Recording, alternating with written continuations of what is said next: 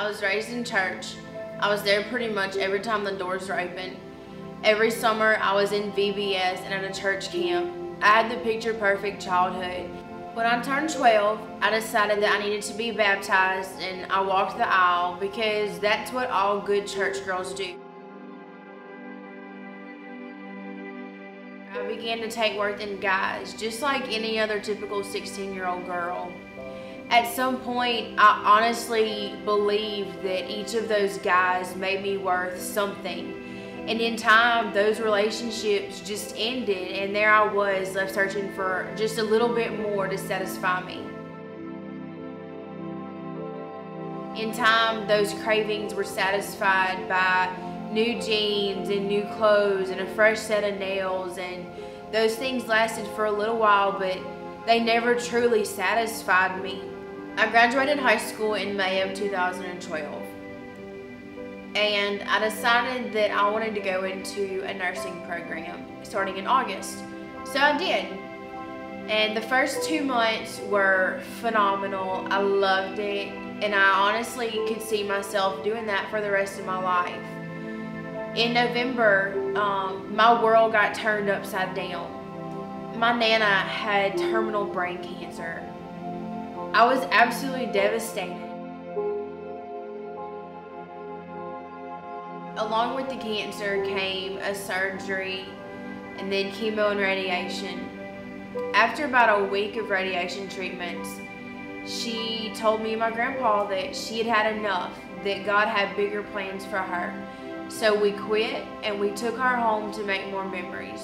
We were told a few weeks later that we wouldn't have her until Christmas.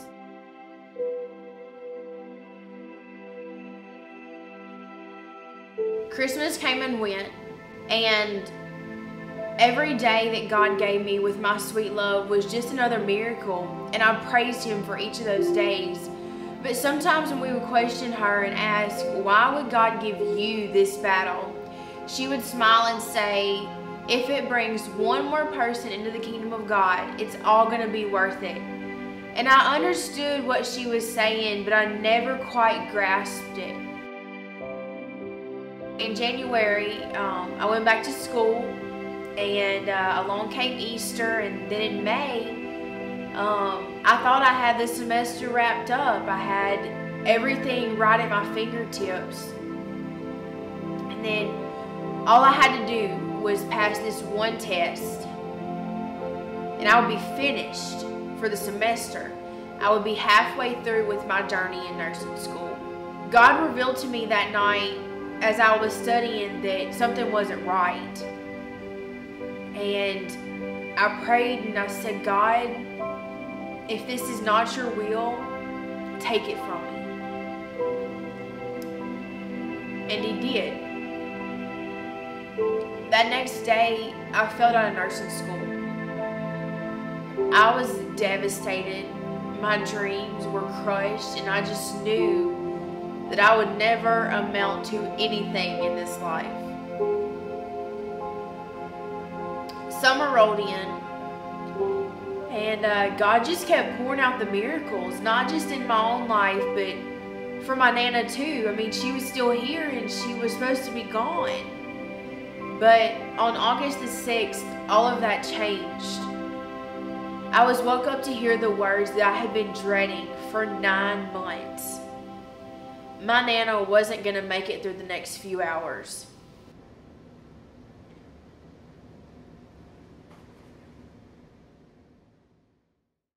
After she died, God stirred up something inside of me.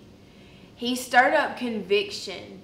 And in that conviction, He taught me that I was lost. I had a spirit hunger that I just couldn't contain anymore. Those material things, they weren't satisfying anymore like they used to be. I knew at that point that I wanted to spend eternity with my Nana and with our Creator, the one that made us. And so on November the 17th, I quit running from the cross and I ran to the cross. I ran straight into redemption's arms. On that day, God saved my soul, And he saved me from a life of bondage. He saved me from materialism. He had set eternity in my heart. And for 9 whole months, my Nana had been praying that this cancer would bring this startling realization to somebody. And that somebody was me. My worth is no longer in being popular. My worth is not in being Miss Good Church Girl. My worth is not in taking care of everybody and everybody's needs. My worth is in the cross, and that's where it's going to stay. My name is Kaitlyn Nessmith, and I am all that he says I am.